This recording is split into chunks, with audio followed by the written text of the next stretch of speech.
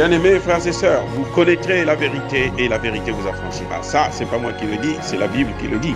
Mais moi, je vous dis mieux. Vous connaîtrez la vérité historique, notamment celle de vos ancêtres kémites, et vous aurez une vision globale de ce que c'est que la vraie souveraineté politique. J'ajoute, vous reviendrez à la spiritualité africaine ancestrale et vous comprendrez les enjeux de l'indépendance économique. Et pour terminer, vous accepterez votre identité culturelle kémite et vous obtiendrez deux choses. La première, c'est la paix. La seconde, c'est le développement, à une condition. L'unité de toute l'Afrique noire, l'unité de tous les Noirs du monde entier. Otep à tous, bienvenue sur la chaîne des panafricanistes par essence, par conviction et par excellence. Celle des citoyens kémites par nécessité et obligation de combat. Nous sommes une chaîne qui n'est guidée que par nos ancêtres et rien que par les ancêtres qui appartiennent à l'égrégore du monde noir. Par conséquent, nous ne croyons en aucun Dieu venu de l'étranger. Toutefois, cette vidéo n'est aucunement destinée à inciter à la haine ou à la violence, car nous menons un combat qui est d'abord et avant tout spirituel, intellectuel et démocratique. Ensuite, il est politique, géopolitique et géostratégique. Contre l'impérialisme, le colonialisme, le néocolonialisme et l'endocolonial, qui sont tous qualifiés de crimes contre l'humanité. Nous menons ce combat sur la base du principe fondamental que nous avons hérité de nos ancêtres kémites, qui est celui de la Mahat, c'est-à-dire solidarité, vérité et justice. Vous êtes donc en droit de connaître la vérité et nous avons l'obligation de vous dire la vérité, rien que la vérité, afin que justice soit rendue au continent africain. Et ça, c'est notre modeste contribution dans cette noble lutte en faveur de la souveraineté, la dignité, la solidarité et l'unité africaine. Ça, c'est ce que nous appelons le panafricanisme. Bien-aimés frères et sœurs, un député français, blanc, a mis à sa place un député noir. Eh oui, les Africains sont mécontents. Les Africains se disent que ils n'avaient pas le droit de le faire. C'est rigolo. C'est-à-dire que c'est incroyable. J'ai toujours dit que notre ennemi, l'ennemi de l'Africain, c'est ce peuple-là. C'est cette race qui nous détruit. Chaque fois que nous sommes avec elle, elle nous détruit. Et nous, on a toujours tendance à se rapprocher d'eux. On ne peut pas faire quelque chose sans eux. On pense que tout ce que nous devons faire, ils doivent être impliqués. C'est pour ça qu'ils s'ingèrent dans nos affaires. Même s'il y a des gens qui disent que ce n'est pas la population, c'est la classe politique. Non, c'est un peuple qui est comme ça. Il n'y a pas une façon de penser d'une classe politique et une façon de penser de sa population. Non. Parce que c'est cette population qui l'amène au pouvoir. Moi, j'ai trouvé, je suis désolé de le dire, que ce député blanc a raison sur toute la ligne. Eh oui. Ça va vous choquer, c'est choquant, c'est vrai, quand on entend ça, mais attends, qu'est-ce que tu dis là? Ce député noir, ce Congolais, hein, c'est un frère d'ailleurs, on est tous des Congolais. Bon, lui, il se bat pour une petite poignée. 0,00001% de la population.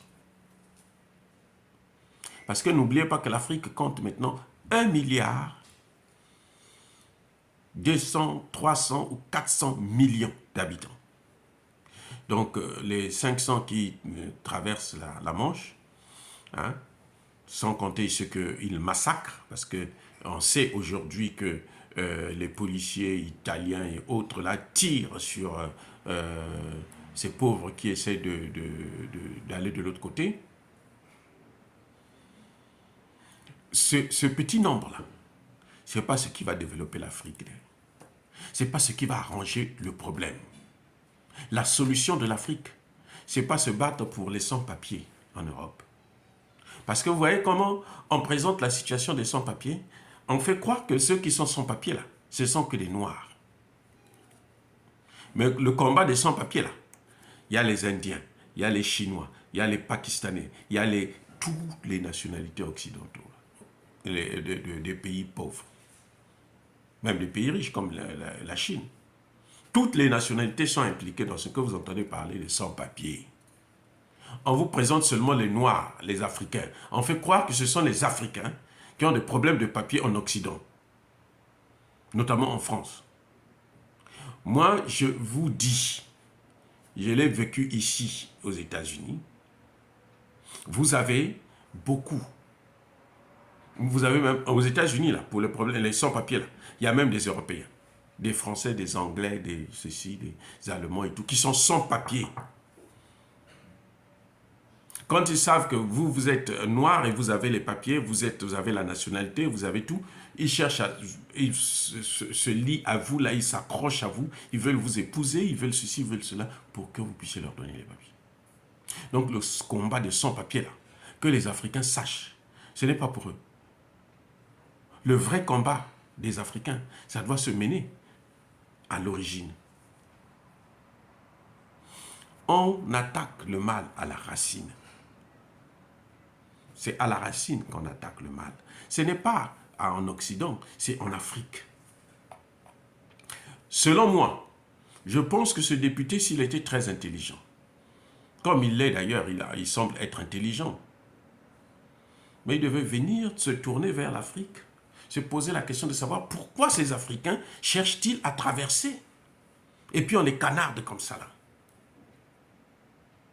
Il devait poser le problème des relations entre l'Afrique et l'Europe, entre l'Afrique et la France. Parce que les gens là se déplacent pourquoi? Ils suivent le chemin de leur matière première. Attendez, je répète. Ceux que vous voyez là, qui vont à la nage là, ça dit que sans le savoir, sans le vouloir, ils sont en train de suivre le chemin parcouru par leur matière première. C'est ça que les matières premières africaines là qui sont en train de suivre. Parce que l'Europe obtient, s'est développée. Avec quoi? Aujourd'hui, nous le voyons avec la Russie. La Russie a prouvé, a mis à nu les pays occidentaux, et notamment les pays européens, les puissances européennes. Elles n'ont aucune matière première. Les matières premières, ça vient d'Afrique. C'est ce qui font d'elles, ces puissances-là, des puissances économiques, militaires et autres. Ils n'ont ni or, ni diamant, ni pétrole, ni gaz, ni quoi que ce soit. Quand la Russie a fermé les vannes, on voit la catastrophe. Ils n'ont même pas l'uranium. Alors que ce sont eux qui ont des armes nucléaires. Ce sont eux qui ont l'électricité chez eux à 100%. Et chez nous, il n'y a pas d'électricité. Ils viennent prendre l'uranium chez nous pour alimenter leur population. Et chez nous même, il n'y a pas d'électricité. Voilà le vrai débat que le député, s'il était vraiment sérieux, c'est ça le débat qu'il allait soulever. Ce n'est pas un faux débat, non. Il faut les laisser rentrer 300 immigrés clandestins qui ont traversé dans des conditions lugubres. Ça, ce n'est pas un débat. Ça, ce n'est pas la solution au problème. Parce que quand on va les recevoir, il y en aura d'autres qui vont revenir. Sur 2000 qui tentent le voyage, il y en a 200 qui vont réussir. Les autres, ils sont morts. Des femmes, des jeunes, des enfants. Ceux-là sur lesquels on doit compter pour développer l'Afrique, sur lesquels on doit compter pour redonner à l'Afrique sa valeur, sa place dans le monde. Ce n'est pas la réception de ces gens-là qui fait le bonheur des autres. Vous allez me dire, oh ben, toi tu dis ça parce que tu as vécu là-bas, tu as eu les papiers, tu as la nationalité, tu as ceci, tu as cela. Non. C'est la réalité, les gars. Aujourd'hui, si on veut régler le problème, il faut régler le problème des relations, des profits mal acquis. Ils font de gros profits sur notre dos. Plus ils font de profits, plus nous on s'appauvrit. C'est le problème qu'il faut poser. Et ce problème-là, ça doit partir de l'Afrique. Ce problème-là, ce député noir-là, qu'on a renvoyé de repartir chez lui. Là. Et c'est normal qu'il faut qu'il reparte en Afrique, puisque c'est en Afrique que ça se passe. On a besoin des cadres comme ça en Afrique. Comment voulez-vous que l'Afrique se développe si les cadres, ceux qui arrivent à l'étranger, qui font des études, qui terminent, ils ne peuvent pas rentrer, ils restent là-bas pour faire la politique là-bas, pour développer ces pays-là. Ce député, ce qu'il fait là, c'est pour juste avoir sa place, continuer à être député. Pas parce que il aime l'Afrique et les Africains. Non, non, non, non, non, non. C'est faux. Parce que s'il aime l'Afrique, là, il est congolais, non? Pourquoi il ne dit pas que non, mais lesquels qui nous disent, lesquels qui financent Kagame? Ce sont des millions de personnes qui meurent. Lesquels qui financent? Ce n'est pas les Occidentaux. Est-ce qu'il a déjà pris le temps de soulever ce problème pour que l'on puisse savoir qu'effectivement, il y a un problème et il faut proposer des solutions? Est-ce qu'il pose le problème du franc CFA qui ne cesse d'appauvrir les pays africains? Est-ce qu'il pose le problème de l'argent que les gens dépensent? Comment les matières premières qu'ils viennent voler en Afrique? C'est ça qui fait fuir. C'est la pauvreté qui fait fuir les gens. Donc le problème, il faut le résoudre d'abord en Afrique. Qu'ils repartent en Afrique. Qu'ils repartent en Afrique. Faire des vraies propositions là-bas. Ou s'il est là-bas en France, qu'il fasse des vraies propositions. Ce n'est pas ça. Ça là, ce qu'il fait là, c'est pour maintenir son pouvoir. C'est pour honorer les Occidentaux. On l'a vu quand Barack Obama est passé président des États-Unis. Qu'est-ce qu'il a fait pour l'Afrique? Eh bien, je vais vous dire ce que Barack Obama a fait pour l'Afrique. Ça, c'est le meilleur. Hein. Ça a été le gros morceau. Barack Obama est celui-là qui a détruit la Libye. C'est pour ça que vous voyez ces immigrés-là passer en masse n'importe comment. Kadhafi arrivait à les contenir. Barack Obama et Nicolas Sarkozy ont tué ce garçon, le colonel Kadhafi. Ils ont détruit la Libye. Ils ont pillé l'or, les réserves d'or que la Kadhafi avait pour son pays et pour l'Afrique. Et ils ont, à la même occasion, déstabilisé le Sahel. Ils ont déstabilisé le golfe de Guinée. Et ils sont en train de déstabiliser tout le continent africain. Tout le continent, je dis bien tout le continent africain. Et ils viennent vous donner des leçons pour vous dire non, ne partez pas coopérer avec la Russie. Si vous coopérez avec la Russie, on va vous taper. On va vous punir. Vous n'aurez pas d'aide. On n'a jamais eu d'aide. Souvenez-vous de la vidéo de Mobutu qui parlait de l'aide. Souvenez-vous, je vous ai sorti ça il n'y a pas longtemps. Le président Mobutu expliquait, il connaît, il est resté 40 ans au pouvoir, il connaît très bien. Donc, écoutez, non, c'est grave ce qui est en train de se passer. On ne peut pas continuer comme ça. Les Africains sont là, ils s'insurgent, ils sont étonnés de voir des choses comme ça. Mais oui, de toutes les façons, leur culture, c'est comme ça. C'est que le noir, il doit être en Afrique, ou bien il ne doit pas exister. Là, il en a marre de voir ces noirs-là venir faire la politique chez eux. Mais ces noirs-là, quand ils font la politique, là, ça n'a jamais été pour les intérêts des Africains. Jamais. Citez-moi un seul. Vous savez, quand les États-Unis ont dit qu'il faut punir les pays africains qui coopèrent avec la Russie, ce projet de loi a été posé par qui? Il a été rédigé par qui? Et par un noir. Ce n'est pas un blanc, c'est un noir qui a présenté ce projet de loi. Un sénateur américain noir qui combat la Russie au Mali pour que les Russes ne puissent pas aider le Mali à s'en sortir. C'est qui? En tête de liste. Ce n'est pas Joe Biden. C'est l'ambassadrice des États-Unis à l'ONU. Ils s'insultent là et tout, machin, tout ça. Ils attaquent la Russie. Vous savez pourquoi? Et qui est-elle? C'est une noire. Les noirs qui sont dans ces pays-là travaillent pour ces pays, contre l'Afrique. Il y en a un qu'on a mis à sa place, eh ben, c'est dommage pour lui, puisque l'autre idiot, parce qu'il n'est pas aussi très intelligent, puisqu'il sait que ce noir-là est très utile pour lui. Et comme il se dit que non, parce qu'il est noir, même s'il est utile, on peut le dénigrer. Mais il faudrait que les Africains puissent comprendre que ces noirs-là ne nous font pas notre affaire. Parce que pour régler le problème des immigrés, le problème qu'il pose lui, là, pour le régler, là, ce n'est pas en accueillant un petit nombre comme ça en Europe. C'est plutôt chercher des moyens pour maintenir ces populations-là en Afrique. Leur donner des opportunités qu'ils n'ont pas actuellement. Parce que toutes les matières premières sont pillées. Parce que les dirigeants africains sont corrompus par les Occidentaux, sont manipulés par les Occidentaux. Voilà le vrai problème qui doit être posé. Ce n'est pas un problème de recevoir un petit nombre. C'est pas ça le problème. Ça, on s'en fiche de ça. On s'en fiche de leur nationalité. On s'en fiche de leur carte de séjour. On s'en fiche éperdument.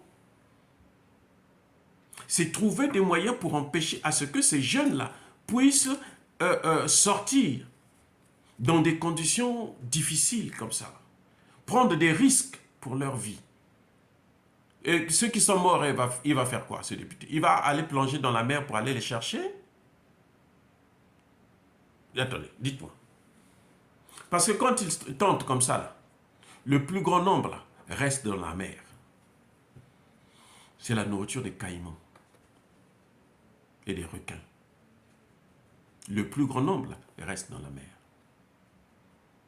Et c'est ceux-là notre problème. Pas ceux qui arrivent sur le terrain et qui sont maltraités. Ils ne sont pas chez eux, c'est normal qu'on les maltraite. Plus ou moins. Même si chez nous, les leucodermes, quand ils viennent chez nous, ils sont toujours trop bien accueillis. Trop bien accueillis. Ils sont comme des pachas d'ailleurs. Quand un blanc arrive en Afrique, un an plus tard, il devient même riche, milliardaire, millionnaire. Même les blancs illettrés là, Bernard Tapie s'est enrichi où? On n'a jamais dit ça, mais en fait, Bernard Tapie s'est enrichi au Centrafrique. Il était là, il chantait dans des cabarets, il a appelé le CAP. Valéry Giscard d'Estaing l'a envoyé aller gérer les diamants de Bokassa. Un illettré qu'on prend pour envoyer pour aller gérer les diamants de Bokassa. Eh oui, c'est ça le problème. Donc moi, je trouve, pour moi, ce n'est pas un débat, ça. Qu'on renvoie ce noir-là, ce député noir, en Afrique, sa couleur de la peau, bah, sa place, justement, sa vraie place est en Afrique. On a besoin des cadres comme ça là pour venir développer l'Afrique. Quand vous le voyez pour chercher à se battre, pour développer l'Europe, pour développer la France, eh ben c'est qu'il n'est pas avec nous. Eh oui. Pour moi, c'est tout à fait normal. Tout à fait normal. Le problème, c'est que nous devons prendre la graine pour que nous aussi, on puisse faire la même chose. Vous allez en Côte d'Ivoire, vous avez des sénateurs blanches. Une blanche qui est sénatrice.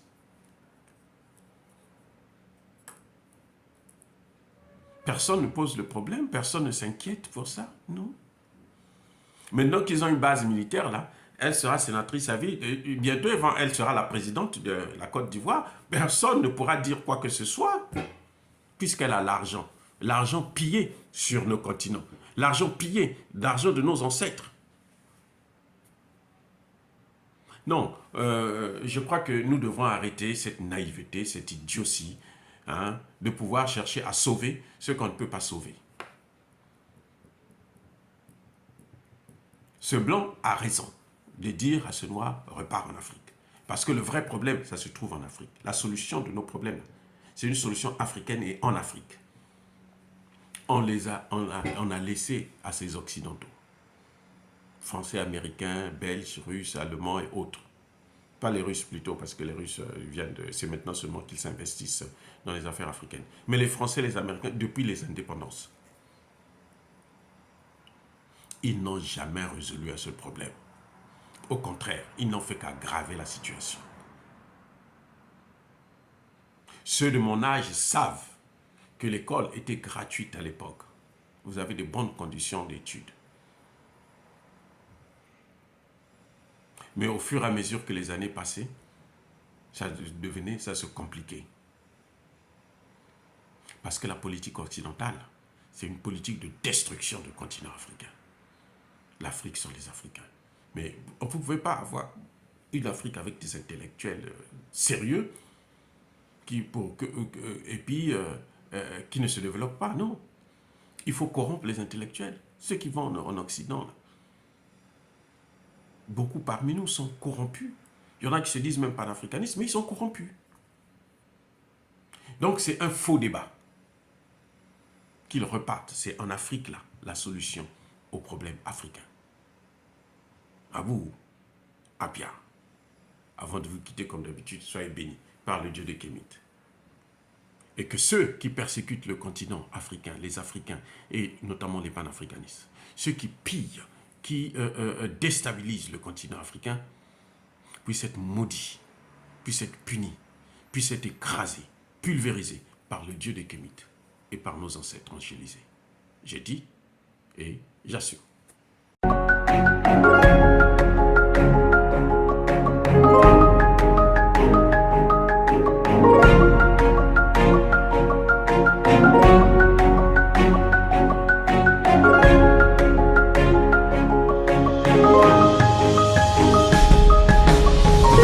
Eux, ils marchent par la foi et non par la vue.